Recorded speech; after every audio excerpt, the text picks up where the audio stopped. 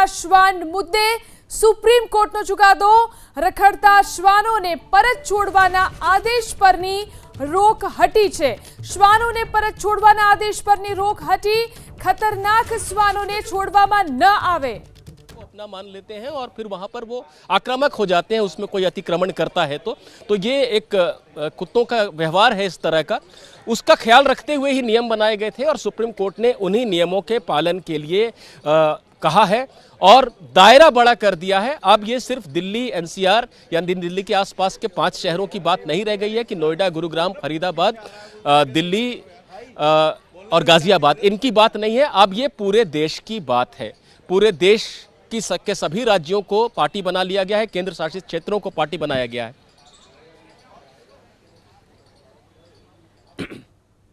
तो जी आ मोटा समाचार मળી રહ્યા છે। રખડતા શ્વાન મુદ્દે સુપ્રીમ કોર્ટે ચુકાદો આપ્યો। રખડતા શ્વાનને પરત છોડવાના આદેશ પરથી રોક હટી છે। શ્વાનોને પરત છોડવાના આદેશ પરની રોક હટી। ખતરનાક શ્વાનોને છોડવામાં ન આવે કહ્યું સુપ્રીમ કોર્ટે। गुजारिश थी उसको स्वीकार कर लिया है, इसीलिए देश के सभी राज्यों, केंद्र शासित प्रदेशों को पार्टी बनाकर नोटिस जारी कर दिया गया है। एक राष्ट्रीय पॉलिसी बन सके उसी का मार्गदर्शन अदालत अपने फैसले से करेगी विस्तृत सुनवाई के बाद। इसीलिए ये आगे की प्रक्रिया अदालत ने बढ़ा दी है। निपुण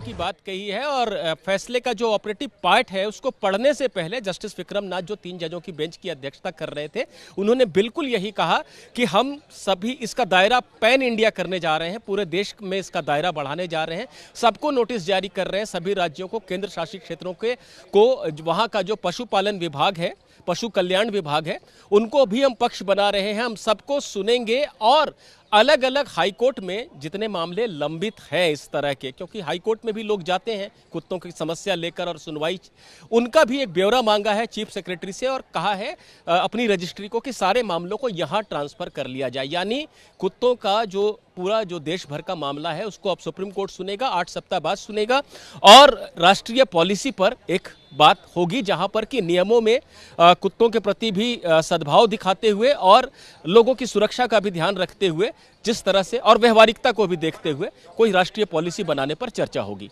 को भी देखते हुए कोई राष्ट्रीय पॉलिसी बनाने पर चर्चा होगी। बिल्कुल, देखिए वो 2 जजों की बेंच, मतलब जिसमें जस्टिस जेबी पार्टीवाला थे और जस्टिस आर महादेवन थे, उनकी तरफ से भी जब फैसला सुनाया गया था उन्होंने भी कहा था कि साहब वो कुत्तों को लेकर संवेदनशील हैं। और ऐसे में आज जब अदालत की तरफ से फैसला सुनाया गया तो बैलेंस इस रूप में भी सामने निकल कर आया निपुण कि ठीक है, आप कुत्तों को स्टरलाइज करके वैक्सीनेट करके वापस छोड़िए, लेकिन साथ ही साथ वो कुत्ते जो रेबीज का शिकार हैं या वो कुत्ते जो बहुत आक्रामक हैं उन्हें वापस नहीं छोड़ा जाएगा। यह भी अदालत ने अपने आज के फैसले में कहा है। अदालत की तरफ से यह भी कहा है कि एमसीटी की टीम जब कुत्तों को लेने आएगी, उन्हें पकड़ने के लिए, उस वक्त अगर कोई व्यक्ति बाधा डालता है तो 25,000 रुपए का जुर्माना, कोई संस्था बाधा डालती है तो 2 लाख रुपए का जुर्माना भी लगेगा। यह भी अदालत की तरफ से आज के फैसले में साफ कर दिया गया है। निपुण सहगल, देखिए ये भी पिछले जो आदेश आया था 11 अगस्त का, जिसको लेकर विवाद हो रहा था, उसका ही मॉडिफिकेशन है, उसमें ही एक संशोधन है।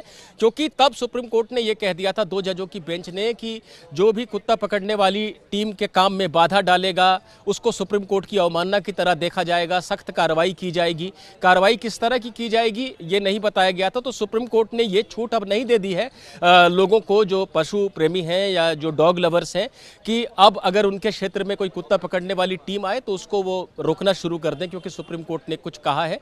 ऐसा नहीं है, वो अपना काम करेंगे और अगर काम में कोई अड़चन डालेगा तो सुप्रीम कोर्ट ने तय कर दिया व्यक्ति पर 25,000, संस्था पर 2 लाख रुपए का जुर्माना लगेगा। और ये जुर्माना कुत्तों के कल्याण के लिए, जिस हित के लिए, जिनके हित के लिए वो लड़ने की बात कर रहे हैं, उसी फंड में जाएगा और वहीं पर उसका इस्तेमाल किया जाएगा। तो सुप्रीम कोर्ट ने एक बीच का रास्ता निकाला है जहां पर जिससे किसी को भी शायद समस्या नहीं होगी, क्योंकि अगर कोई कुत्ता रेबीज से ग्रस्त है यानी वो खतरनाक हो चुका है, उसके काटने से मृत्यु हो सकती है, और वैसे ही जो आक्रामक है और खतरनाक है, लोगों को नुकसान पहुंचा रहा है, उसको कम से कम अलग से बंद रखना, ले जाकर डॉग शेल्टर होम में, इस पर कोई आपत्ति नहीं कर सकता है। लेकिन जो कुत्ते आराम से इधर उधर घूम रहे हैं, पशु प्रेमी उनसे प्रेम करते हैं और एक पर्यावरण का हिस्सा है, परिवेश का हिस्सा है,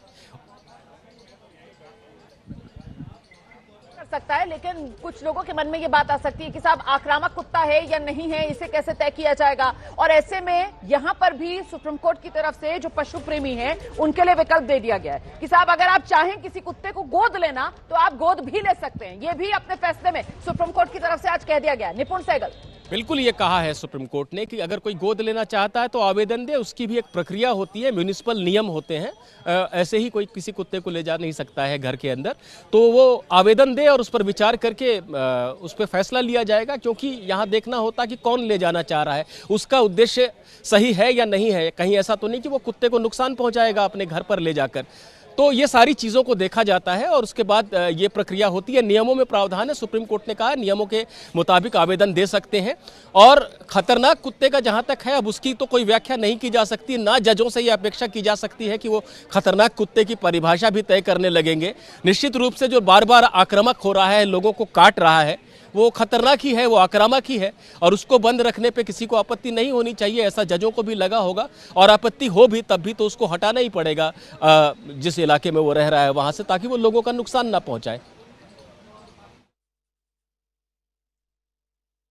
તો હિંસક શ્વાનોને જાહેરમાં ન છોડવાનો આદેશ સુપ્રીમ કોર્ટે કર્યો છે। હવે રખડતા શ્વાનો માટે હેલ્પલાઇન નંબર જાહેર પણ કરવામાં આવશે।